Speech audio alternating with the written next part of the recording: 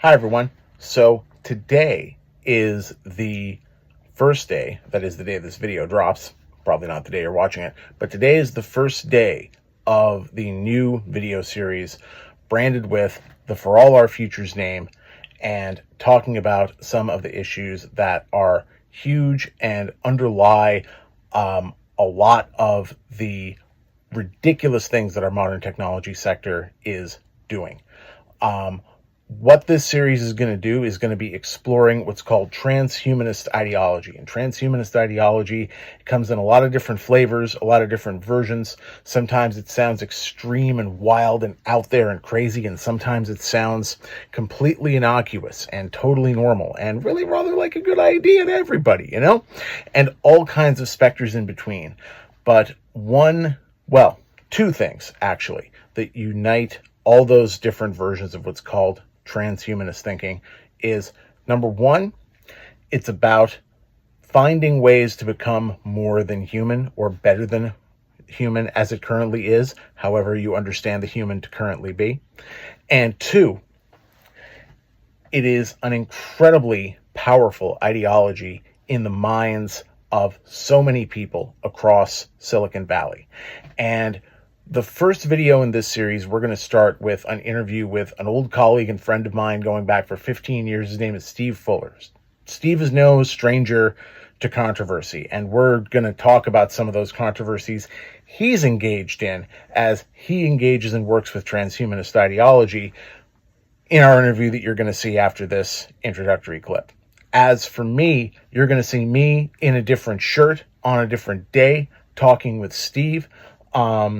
Steve is a professor at the University of Warwick. He has been for a very long time, and I got to know him through the science and technology studies community and my connections with the Journal of Social Epistemology. It's been one of my longest running professional associations in my whole career, and Steve and I always have great and wild conversations. The thing about Steve Fuller is the most important thing when you're talking to him in a forum like this is to make sure everybody stays on track.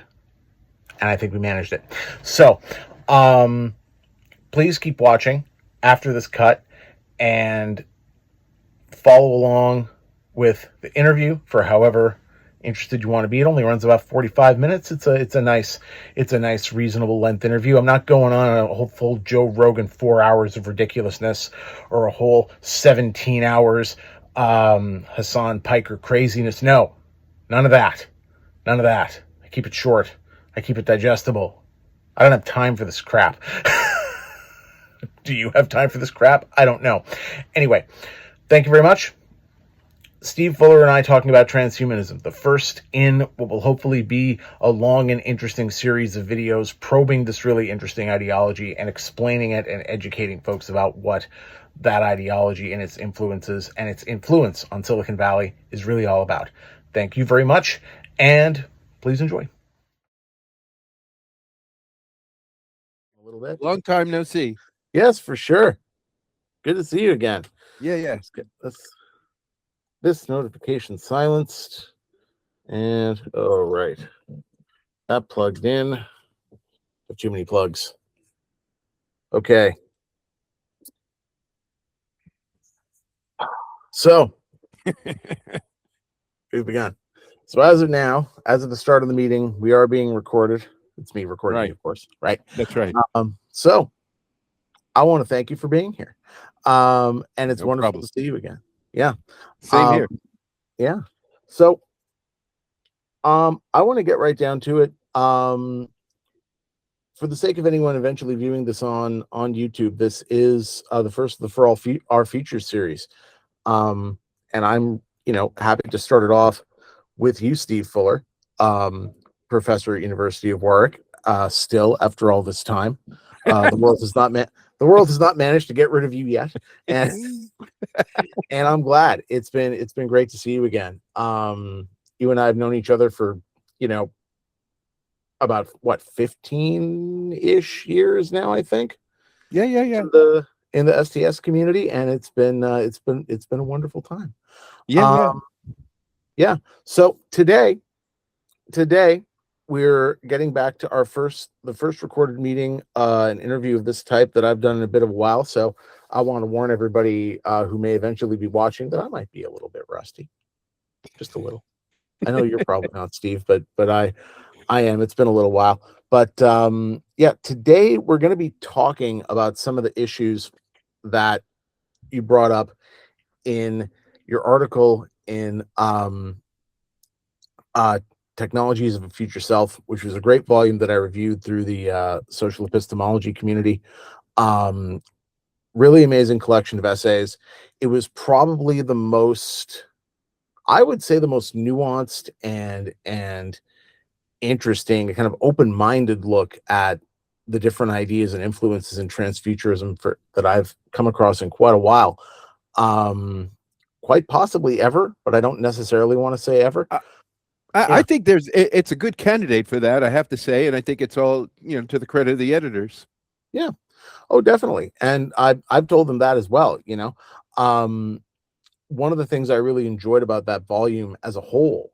By the way, there will be some point where you actually tell the audience what the volume is in sense of the title and. Well, yes, I did mention it. It's called Technologies of the Future Self. It is available for probably much too expensive, but you can. But the editors deserve a shout out. They do through Georg Tyner and Alcibiades Malapi Nelson, two good friends of mine who I don't get the chance to talk to as often as I probably should, but they've been great people. They did a great job editing this. They made some great contributions, and thank you for reminding me of the plug. So yeah, one of the great things that this volume did across its many essays was offer so many perspectives on sort of I guess you could call it spiritual, sometimes religious, sometimes spiritual influences and roots in transhumanist thinking. Because one of the things that is a real sort of, I guess you could probably call it's part of the brand of contemporary transhumanism is its atheism. The big names in that community like Bostrom and so on, very much tout their more atheistic bona fides and tout it as a kind of technological movement. And in many ways, it is very much a pro-technology movement.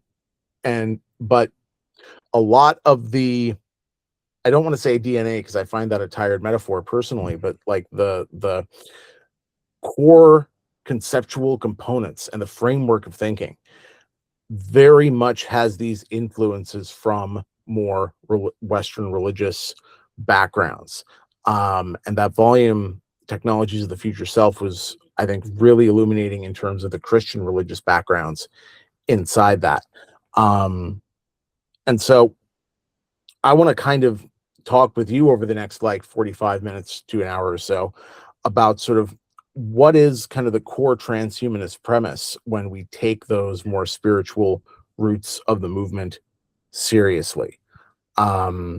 Because I see sort of the core concept of transhumanism as, in the best reading of it, the idea that humanity is capable of progressing from our more animalistic sides, our more brutish sides, our more brutal sides, to a much more progressive, advanced kind of creature, a kind of more than human, a kind of merger with the cybernetic in some way, whether it's the really intense world transforming idea of mind uploading, or even just something like cybernetic parts and biotechnology being incorporated more into our daily lives.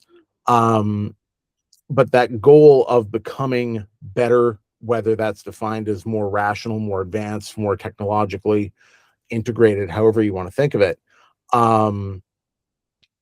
there are many different ways to approach that arc and many different ways to understand it. So enough for me, how do you see that premise and that concept at the heart of transhumanism?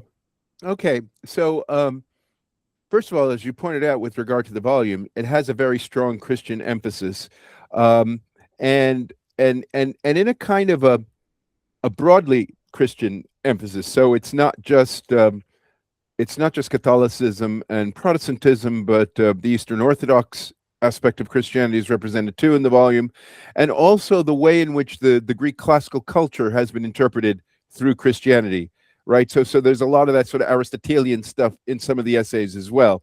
So it's this broadly, you might say, Christianized Western, not, if you include the Eastern Orthodox, not necessarily Westernized, but certainly Christianized, right?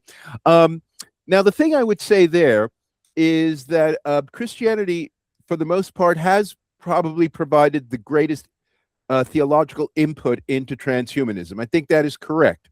However, there is also Muslim transhumanism, and I think that's worth pointing out as well. I am not so sure there is something that would be called Jewish transhumanism, though there are aspects of Judaism that could be seen as moving in that direction, especially more kind of extreme Gnostic versions of it. And so the point I'm trying to make here is that there is a certain common assumption of these three religions I just named, Judaism, Christianity, and Islam, right, which is the privileging of the human being vis-a-vis God. Okay, and indeed a kind of an understanding of God, and and the privileging has a lot to do with the extent to which, to varying degrees, there is a sense in which the distinctive, you might say, exceptional qualities of the human are those that resemble God's. Okay, so I do think that kind of metaphysical frame, which is common to what we call the Abrahamic religion, so all these religions descend from the Bible. That this is very much kind of a theological anchor point for transhumanism, and we could probably, there could be a companion volume certainly on a kind of Muslim inflected transhumanism that would go through a lot of the same kinds of distinctions that you see in the volume we're talking about.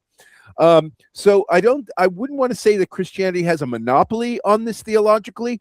Though certainly I would say that what we call contemporary transhumanism, and if we get into some of the more modern figures like Julian Huxley and so forth, certainly Christianity is informing their thinking for sure. But I do think that what is really required theologically for transhumanism is this privileging of the human being vis-a-vis God, and God being understood, as a transcendent person, basically, right, who is the creator. Right, and humans have a lot of the qualities of God, admittedly in a diminished way, and of course, for most accounts of the Abrahamic religions, in a fallen way. Right, so in other words, in the beginning, right, there's a sense in which we were much closer to God. Right, and that I also think provides some of the things you point out in your review, which I think is correct, about the utopian elements of transhumanism. Those utopian elements, as with other utopias in the past, whether we're talking about Francis Bacon or Thomas More or whoever, right, they tend to hark back, as it were, to the prelapsarian period, right? Yeah. When, back to the Garden of Eden, as it were, when things were going fine, right, before the fall. And most utopias historically have had that kind of framing. And so even when we're talking about Karl Marx, primitive communism in a way is a bit like that, right? And then in some sense, we're going to get, after the revolution, a kind of technologically souped up version of that, right, in the kind of communism he's promoting. So transhumanism, I think, is very much in that mold, right? So this is my point. I think transhumanism is very much in that mold of thinking, which has certain kinds of requirements. One of them is this kind of privileged relationship to God, a sense of, we have done better and we can do better, right? The fallen aspect, and then the story of progress or salvation that we will be, going on. And here, science and technology, specifically the history of science and technology, plays a very important, I think, motivational role in getting people to think that we might, in fact, be able to reach that utopia, because you look at all the progress that science and technology has made for humanity, right? Especially over the last 300-400 years. Yeah. Okay.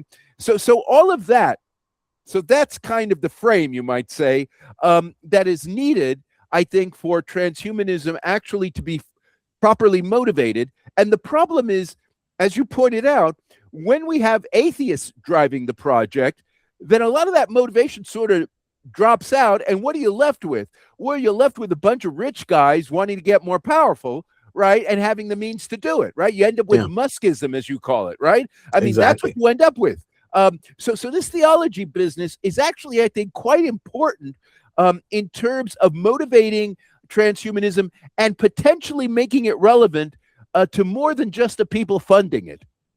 Yeah, it's a really interesting reason that you put it that way, because like what I tried to bring up in my review of this, and which is going to be linked in the description, is you can have an atheist transhumanism, but it doesn't necessarily need to fall into Muskism, right? There's a kind of ego and a kind of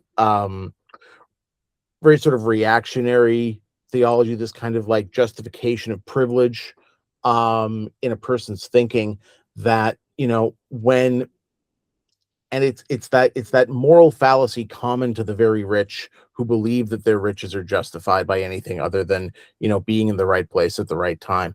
And I mean, Musk, unfortunately for all of us, just in terms of how we like to live our lives without pain, is unfortunately inescapable. And it's difficult to look at his it's difficult to look at his face these days without feeling some kind of psychic pain. I don't know if that's just an effect of his own psychological problems or whatever, because I do get the distinction that, you know, despite his ambitions to overcome the limitations of the human, I can't help but feel that it's because he is at his heart a very unhappy man. I mean, if there is a illustration to the saying that money doesn't buy happiness, you know, you can look at many of the wealthy, you know, Silicon Valley types.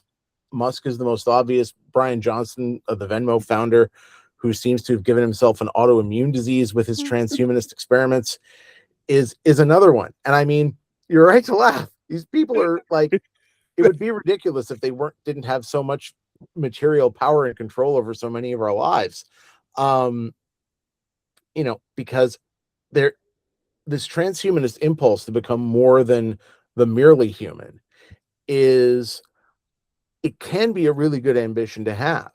And I think there's a sense that a lot of the authors talked about in the volume of a kind of ethical progress built into transhumanism that doesn't really seem to exist in a lot of the modern forms, or at least the forms that get pushed most obviously by the richest and most powerful advocates of transhumanist type technologies and augmentations, you know, where one of the key ideas of transhumanism should be, and has been, and is, although it's suppressed a little bit these days, that there would be a kind of better ethical sense arising from this. And, you know, I've been dealing with this in different publications and ideas, and even some fiction writing that I've done over the years in my own life, trying to figure out, you know, what would it be to actually become a better person? Because there seems to be a distinction. If I can try to put the concept of transhumanism in a small expression, it would be the idea that we can take the best of humanity. The best of humanity can make us more than human. And you don't necessarily need a divine sort of or absolute ideal for that. You can just sort of push yourself to say, like, well, what would we be if we could take the best of ourselves and make it better, or take the best of ourselves and use it to kind of wipe away the worst of ourselves? And sometimes that has to do with technological issues about longevity, about health, about perception, about brain power and thought power. But I think very importantly, it has to do with ethics and, you know, how we think about the way we treat other people and how we structure our society. And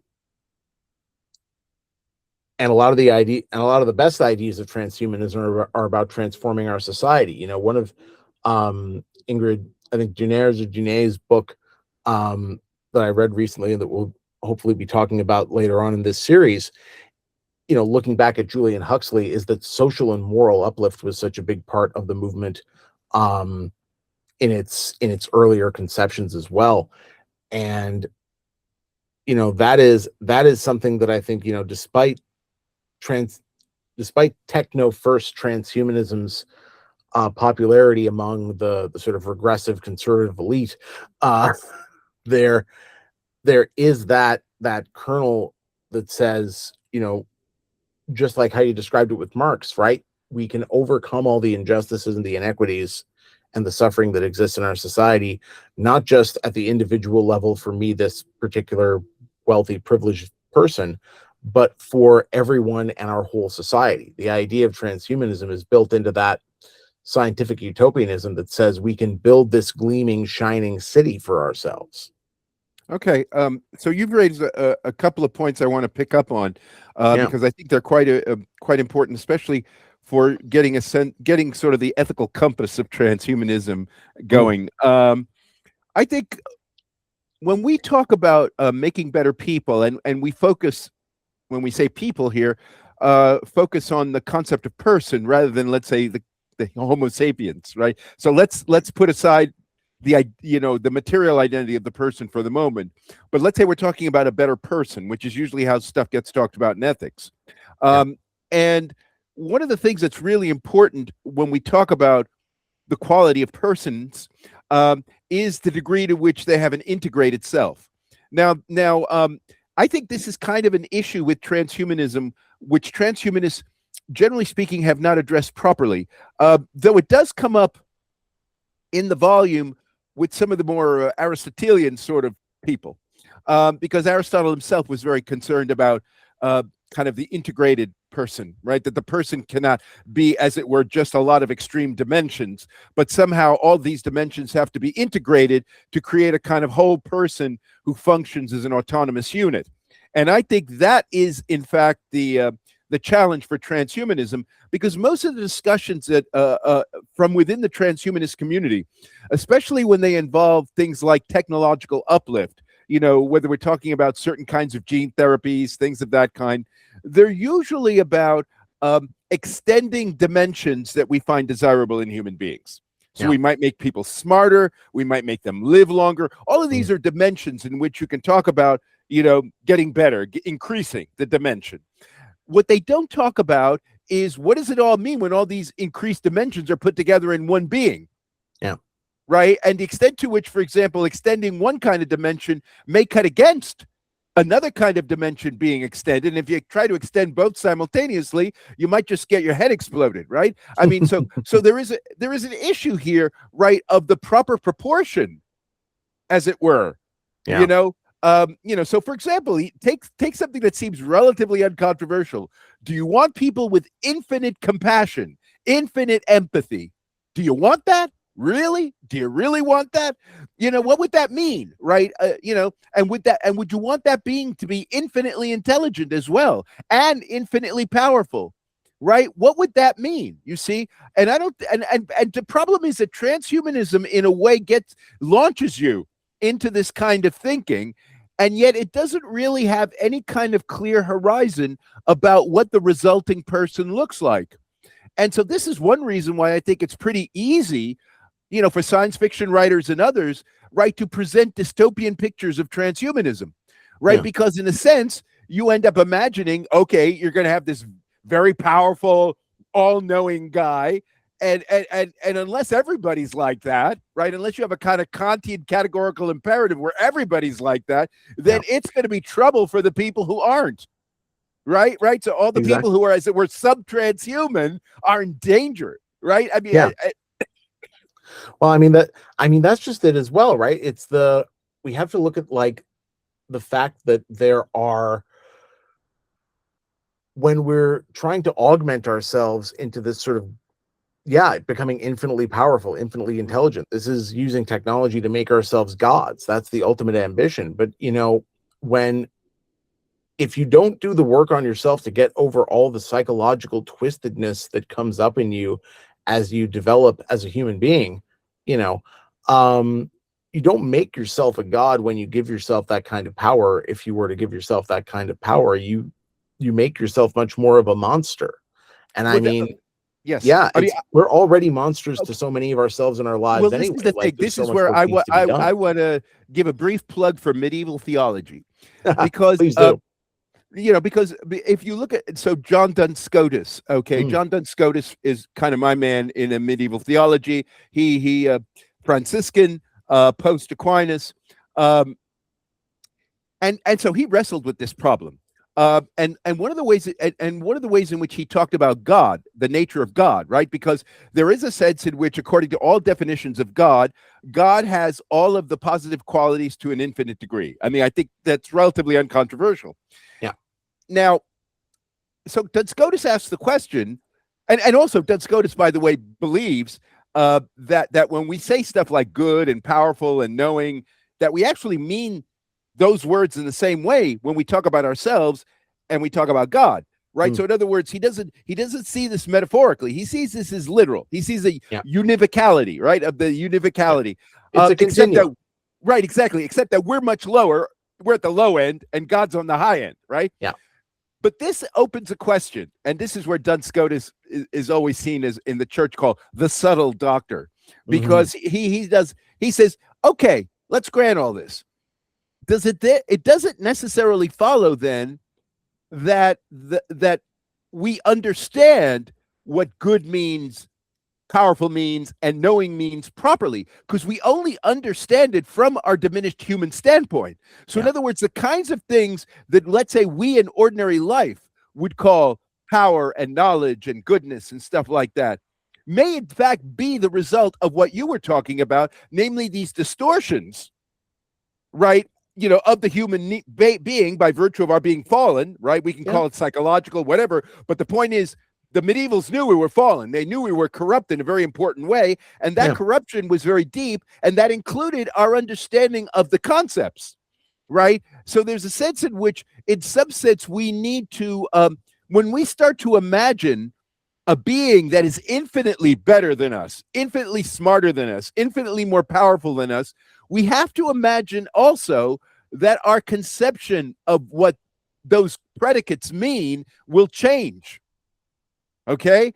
And the reason why that's important is because Scotus wants to emphasize that all of those infinite qualities that God have is in that one being God, right? In other words, God is not just all over the place, infinite dimensions going everywhere. Rather, God is, you know, himself a kind of autonomous super being, right? And so all those infinite dimensions are inside of him. And so you have to then start thinking about what that means, right? Where infinite goodness, infinite knowledge, you know, infinite power converge in one being. You see, that's an idea, because when we think about humans having a lot of power, a lot of knowledge, a lot of goodness, we're often thinking about different people, right? We rarely think that's the same person that has all of those qualities to equally extended dimensions, right? We usually think there's some kind of trade-off going on somewhere. Yeah, you might be very smart, but you're not very good. Yeah. But the point is, God has them all in one being. So that really then forces you to think very critically about what we mean by good, what we mean by knowing. And that's part of the quest of getting to God, right? Part of the quest of getting to God is trying to imagine the infinite being and then the consequences for how it changes our understanding of these positive values that we're aspiring towards. I think that's actually a good position, you know, for transhumanism to be thinking about. Yeah.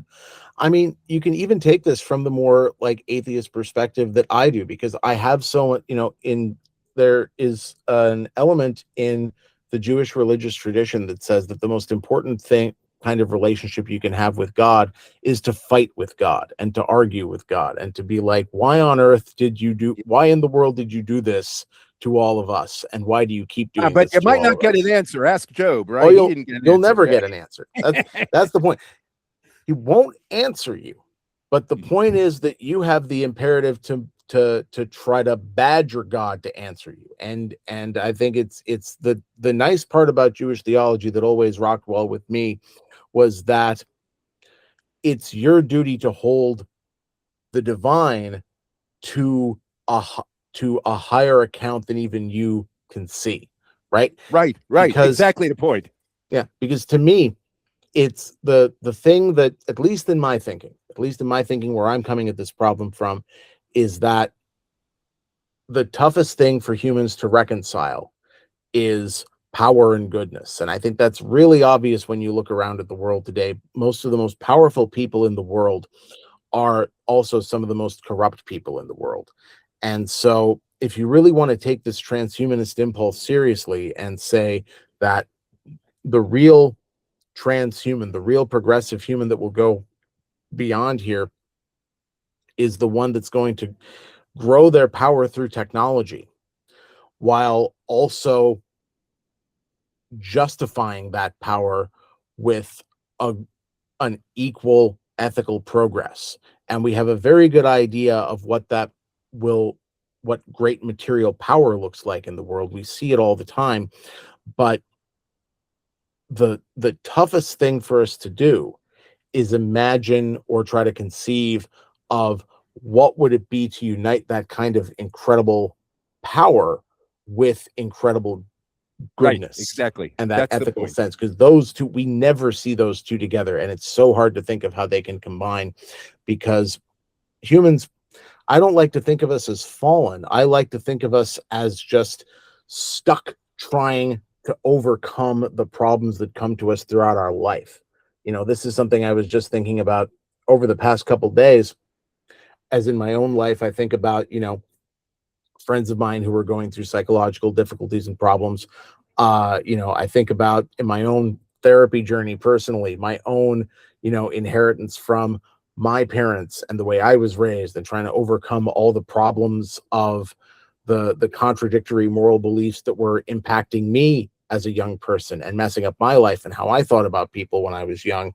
And, my role as a parent, hoping that I'm creating a better grounding and a more internally consistent way of thinking about people for my own kids and their friends as they grow up, so that they at least have better ground to stand on and don't make the same or worse mistakes as I did when I was younger. And I think, the author in the volume that it brings me back to, and I think about like the nature of this thinking and this journey, is Stefan Sergner's piece, who in a way I liked his piece because he had in a way the least ambitious conception of transhumanism.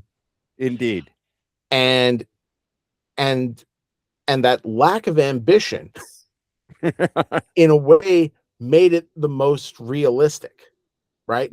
The most likely kind of transhumanism that will get right is the one that is not saying we're going to, be able to, get Kurzweilian and say we'll be able to turn the entire planet into a gigantic nanotechnological computer. I couldn't help but think of Hitchhiker's Guide to the Galaxy when I was going back and reading Kurzweil a while ago, and he was talking about turning entire planets into computers, and I'm like, didn't Douglas Adams anticipate this in the 70s?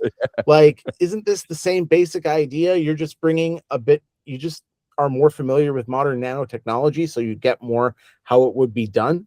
That's the funny thing. But Sergner's conception of transhumanism is just, we can use our technology and we can use our improved ways of doing politics and communicating with people and communicating ideas to progress a little farther than we have in the past. To perfect the welfare state. Yes. I think that's what he wants to do, basically. I mean, just stop tearing it. I mean, I live in North America, so just stop tearing, and you live in Britain, so just stop tearing it to pieces, please. I think it does. Look, it does say something about the politics of our time. That if in the cold light of day, Zorgner is just asking for a well-serviced welfare state, and that's called transhumanism. That shows you how far neoliberalism has progressed. Yes, that welfare state is now science fiction. let's say how far neoliberalism has advanced in its war on human welfare and human dignity. That's if we get into the neoliberal vision of the self as 100% on entrepreneur, we're going to be here all day, mostly just raging against the life of stress and pain that it encourages is good.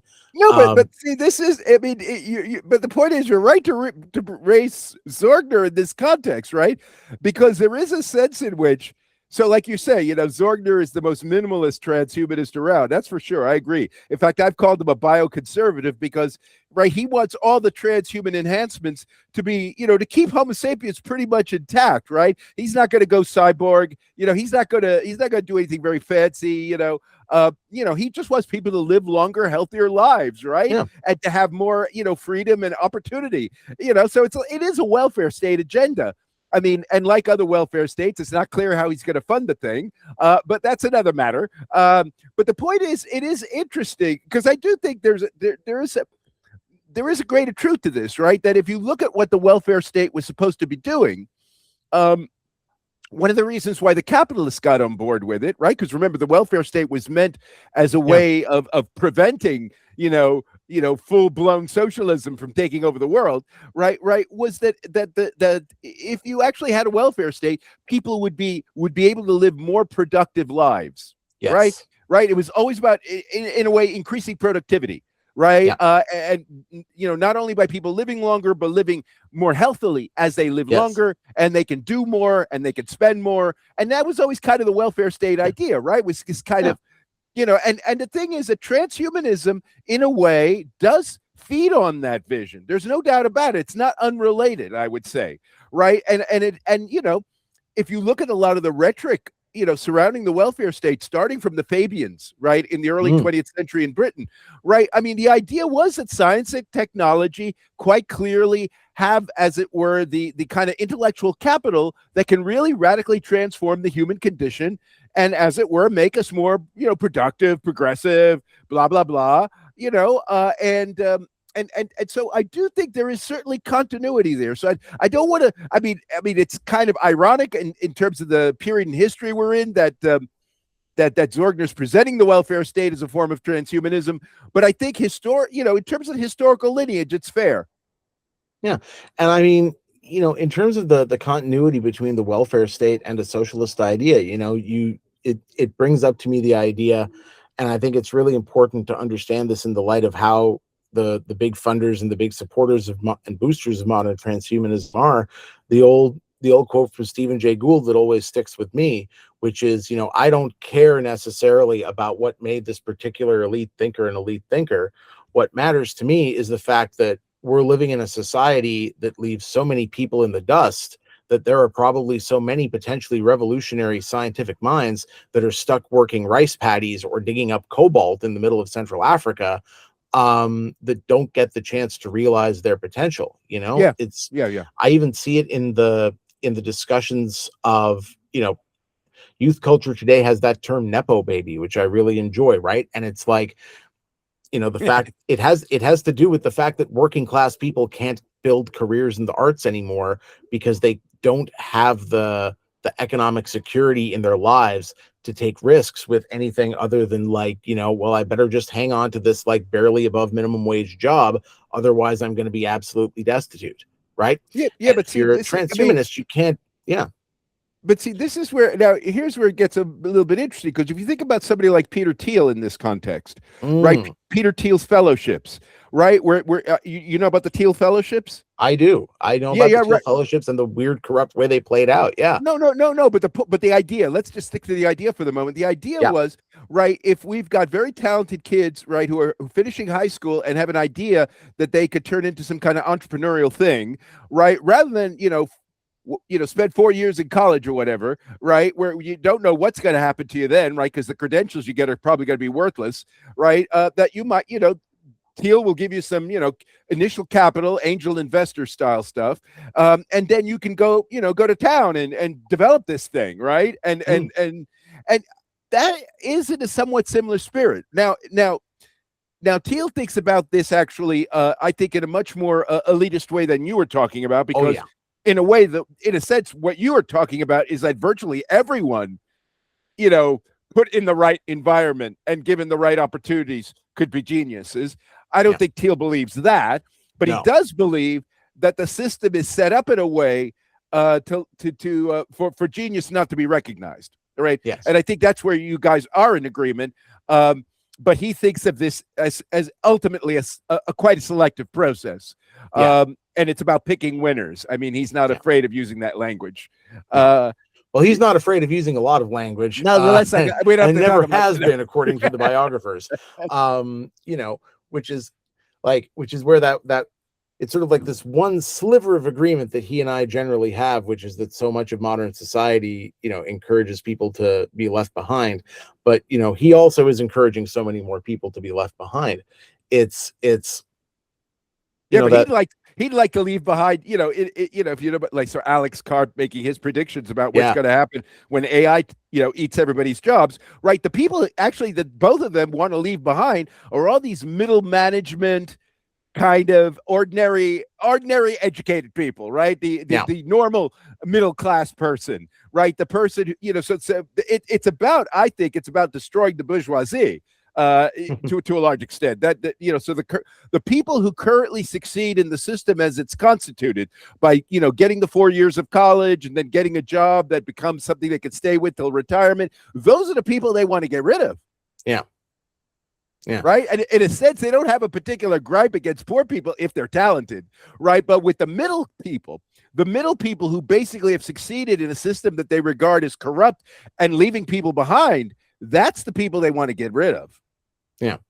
And the unfortunate thing about that is you must be sympathetic to that. I'm a little bit sympathetic with that, but I mean, there's the issue then becomes like what gets, you know, who is being left behind then, right? Is it the undeserving, you know, just because somebody is kind of a B+ kind of person and performer, you know, that doesn't necessarily mean that they deserve to live a life without dignity. And I think there's still a very deep softy, man. You're such a softy. There's such a very deep classism in the Thiel mindset, and the Musk mindset, certainly, that I think undercuts a lot of the transhumanism, right? Because again, it's growing your material power with technology, which is what transhumanism is all about.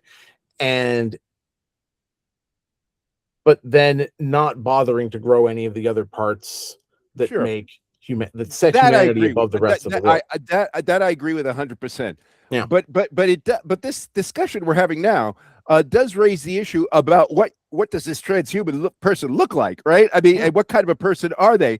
And I, you know, and let's put it this way: if this, I mean, with no disrespect to Stefan Zorgner, but if this person ends up being a kind of just smarter version of the B+ guy, and there are more of them, let's say, and they're drawn from a wider range of classes in society, I would see that as still a failure for transhumanism.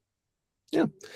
And, you know, just as I think the more imminent failure for transhumanism right now is just kind of this idea of justifying the powerful gaining more power, right? Well, yes. The underlying concept here would be that, you know, everybody has the potential to be a more powerful person, to gain in power, right?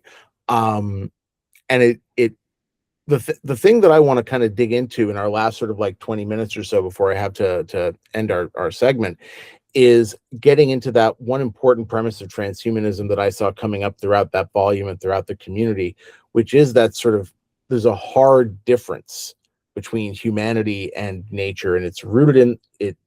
I see its roots in that spiritual way of thinking that puts humanity as the part of the material world that has that access to the divine. And in that more atheist transhuman format, it says, you know, there is something about Homo sapiens that segregates us from nature in a way.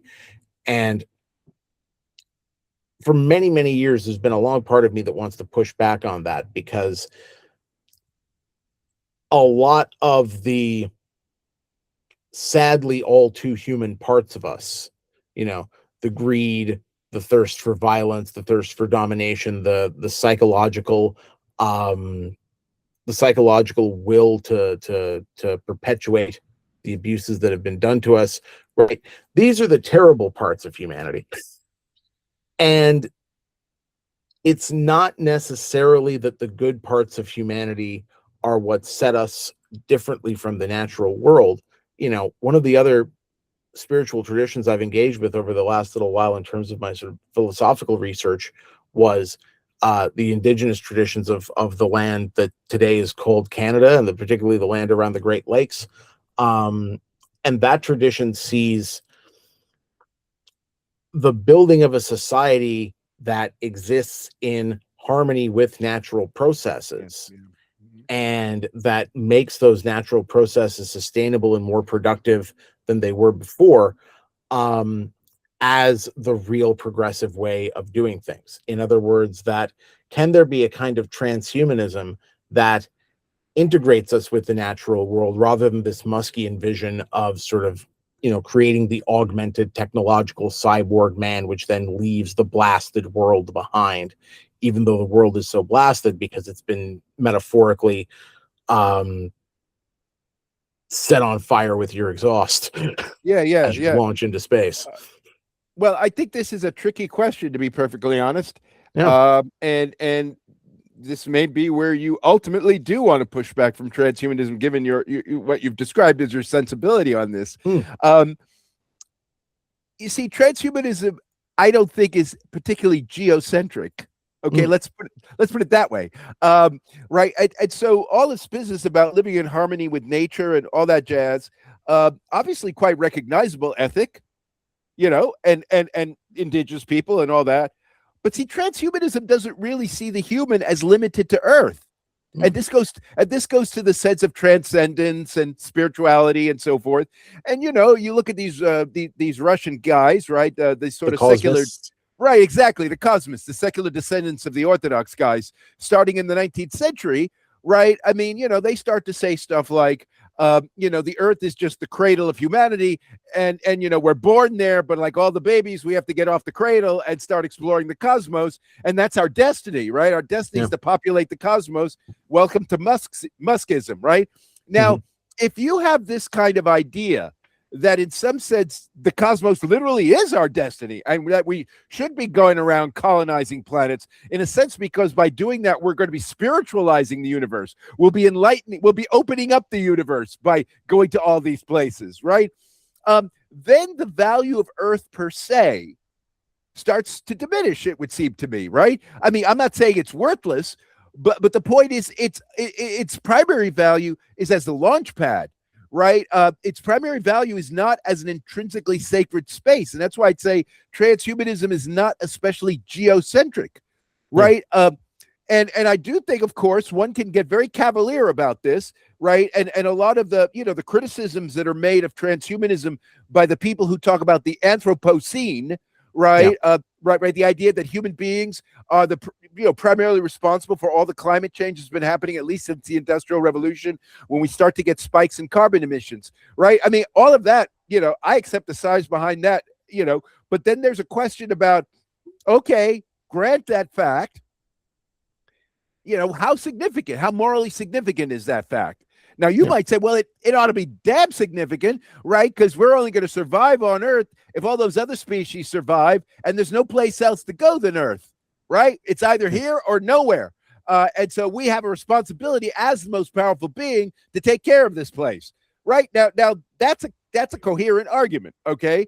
And that hooks up the indigenous people with the so-called post-humanists, right? Who, in a sense, what we need to do is to decenter the value of the human, and that all of our problems are coming from our speciesism, right? Whereby we are privileging human above all other life forms. And once we start doing that, and this is where, post-humanists talk about our misguided theology, right? All this stuff I love so much, right? That they say this is totally misguided. This idea that we're born in the image of God and all this business, this is what leads us to our ruin, and that we have to realize that we are, equal species with all the other species, and we've all got to live together in harmony.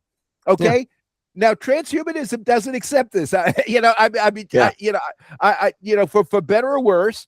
And I think there is a certain way of reading. See, evolution. We haven't talked much about evolution's role in this thinking, right? Because evolution, in a way, is contributing both to the transhumanist thinking and the post-humanist thinking. And I think it's important to separate the two. So if you and this goes to the way you began your point just now, because you were talking about the fact that, humans, a lot of what we have, isn't just all this wonderful stuff that we're trying to unleash, but we also have all this horrible stuff as well, right? And of course, evolution is very sensitive to this, right? Darwinian evolution is very sensitive to this point. And so there's always, starting with Darwin, the Darwinian understanding of human beings, there has been, as it were, a kind of secularized discussion of the fall, you might say, except now we're talking about human nature, right? And human nature is an alloyed thing, you might say, from the standpoint of morals, right? Because a lot of the qualities that we have that, in certain contexts might make us very courageous and sacrifice ourselves for others and so forth, might lead us to be, cold-blooded killers, and just raping the planet and all the rest of it, right? That in a sense, it's the same being with the same emotional composition, right? Based on billions of years of evolution that is doing those things. Okay. And so the question then becomes, can you get beyond that? Right. And what does it mean to get beyond that?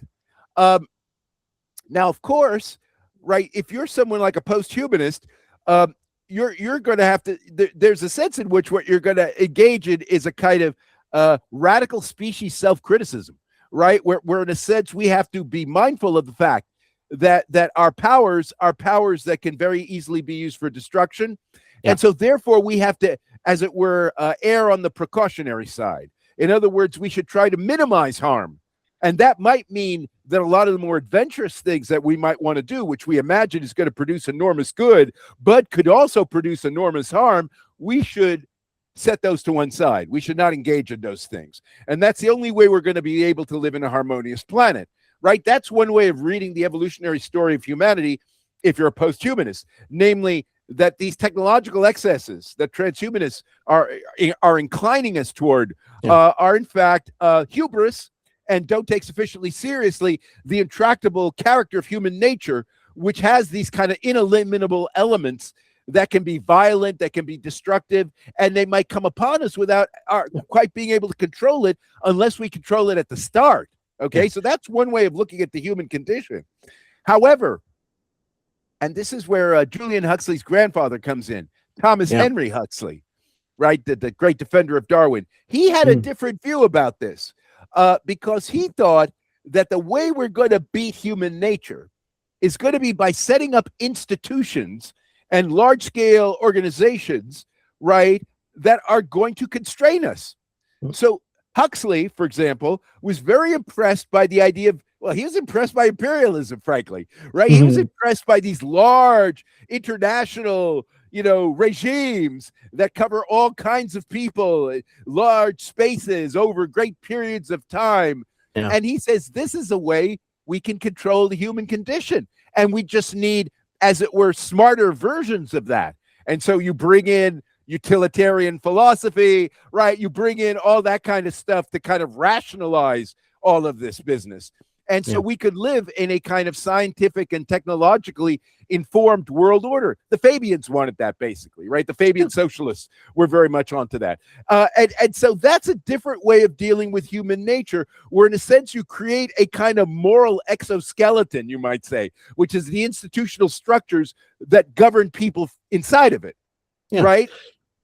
But I mean, this gives me, I think, an opportunity to bring this back to some of the images we were talking about at the very beginning of our hour together, which was that, we have a transhumanism that is influenced by this idea of the divine, that's Duns Scotus style concept of the divine, where we don't necessarily know enough about what knowledge is, what power is, what ethical goodness is, to understand what it would look like when combined into a single figure. That's right. And continuing to push forward and become more powerful and more good and more knowledgeable and more of all of the virtues we have and combine them in one person. That might be the culmination of a transhumanist way of thinking. Yes. But then what if the content of such a character that could become more knowledgeable, more powerful, more ethical, and so on, is one that operates in a more post-humanist way, that drops some of that egocentricity that you see in a transhumanist like Musk, and yes, is interested in that cosmic exploration, that expansion of humanity into other worlds, but that also understands and structures their own society in such a way that their relationships with the natural world are more symbiotic and are more mutually beneficial to all of the systems involved. Why not uplift the entire, could the ethical end of that progress be something that progresses an entire biosphere rather than leaving that biosphere behind? You know, that's absolutely right. You're absolutely right. And here's what, and let me give you a sense of what it would look like. Right. So one of the things when you start to get, in this kind of Duns Scotus way of thinking about that, we might not understand what all these virtues really mean, especially in what they would look like in one being that had them all together. The thing you're opening yourself up to is that this God that you end up thinking towards turns out to be a being that's radically different from you. Right? Radically different in the sense of not having your self-centered kind of concerns. In other words, right, exactly. I think that is true. And I think people who go down this route we've been talking about recognize this. And I'll tell you, and there is this branch of theology, which I'm very fond of, which actually is very concerned with this, and that's theodicy. And that is God's sense of justice, right? Because this is the thing, right? When we talk about justice in this divine sense, we're talking about why are things the way they are, and the implication of that idea, of course, has always been to sort of justify things that seem very strange or even evil to the humans, but nevertheless, God thinks there's something going on that's important, right? But nevertheless, to the humans, right, the world looks like the way Job sees it, right? That all this crazy shit is happening. I don't know why, why can't I get my way on anything, but nevertheless, the presumption is there is justice, right? It's just you don't understand it, okay? Now, in Job, of course, God's not very encouraging about Job being able to understand it, but we can take a different point of view. And I think one person who's interesting to look at in this context is Thomas Malthus. Okay, so Thomas Malthus, right, Essay on Population, 1798, very influential on Darwin's conception of natural selection. Okay, now in the famous essay, so Malthus is a preacher, right? He's a parson. He's a parson. He's a theological guy, and he is one of the people in a way that had become fashionable by the late 18th century, who started using mathematics to do theology, right, and statistics to do theology, and looking at things like mortality rates, right, and all those kinds of things that we now talk about as vital statistics. And he was trying to figure out, for example, high infant mortality rates, and looking at, the fact that populations tend to exceed the amount of resources available to feed them, right? And so there's always going to be this kind of surplus of death that's taking place generation after generation, right? And that's, by the way, the basis for Darwin's conception of natural selection. The difference is Malthus thought that God is telling us something by this, right? So in other words, if we study these patterns, we start to get ideas about what we need to do in the way we conduct our lives. So let's say a larger percentage of us survive, right? Basic stuff like that we live more productive lives, right? So in a sense, it was kind of a theological argument for studying social statistics, right? Namely that if you look at the way things are panning out in the world, you begin to realize what's going wrong and what's going right in an indirect way. Now, Darwin's view about this, because and Malthus in the last 2 chapters of his book actually explicitly connects this up with theology. So I'm not making this up. He does it. I know. Darwin knows, he reads this stuff, and he thinks that Malthus in a way is making a proper argument, right, with regard to explaining how life occurs and doesn't occur, and all, and the inevitability of death and all this stuff. But Darwin says, on that basis, I don't believe in God, right? So in other words, there's no God. This is just blind process. So in other words, Darwin believes the process itself generates this without, God trying to teach us lessons or anything like that. Okay.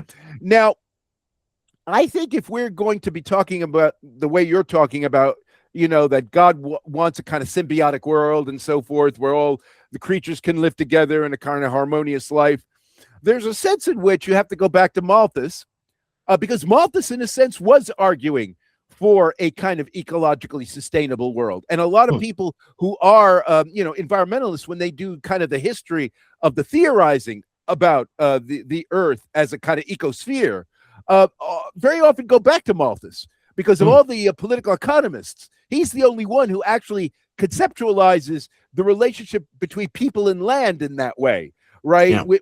It's fundamentally ecological relation. And so I think what you end up doing, right? So I agree with you. I agree with the premise that the God that we might be talking about in a way is very radically, certainly from an affect standpoint, kind of a God who thinks about the world really radically differently from us, but might be kind of close to Malthus's God. And that in a sense, all of these problems that we're generating for ourselves through the Anthropocene, right, and what might still be, contrary to Musk, an excess human population. We might still have too many people on the planet. At least it's not clear we ought to be reproducing more than we already do. This might be kind of Malthusian signals, right? The signals from the Malthusian God, right? Basically telling us that we need to kind of discipline our act in various ways. And Malthus himself actually was someone who talked about contraception, and he actually did talk about ways of birth control. I mean, he wasn't oblivious to that, and people like John Stuart Mill actually picked it up in the 19th century. So I think you do have a model there for that kind of God that wants us to live in a more sustainable way, put it. And Malthus in a way was trying to get at that, but I think part of his point was people learn the hard way. Right. So in other words, you're going to need catastrophes. You're going to need a lot of death. You're going to need all this stuff. It's going to take a while for it to kind of just bang into get people's through our heads. thick skulls.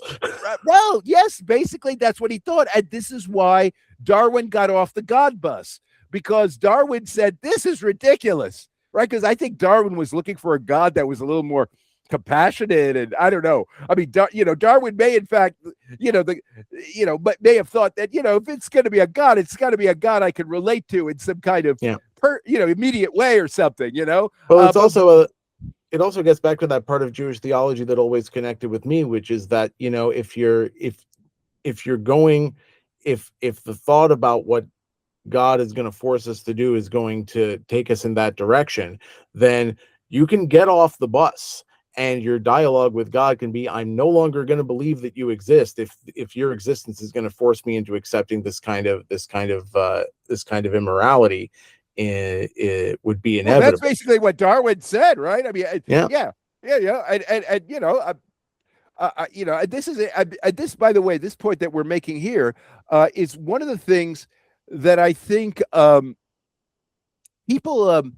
The intelligent design people, all these kind of anti-Darwin people that are floating around now with whom I associate, I think they're very reluctant to actually engage with this kind of Malthus question, right? In other words, they don't want to admit that Malthus is actually the guy who creates this kind of nature, red in tooth and nail kind of image that Darwin then detheologizes, right? Yeah. They don't want to quite, as it were, present the history that way.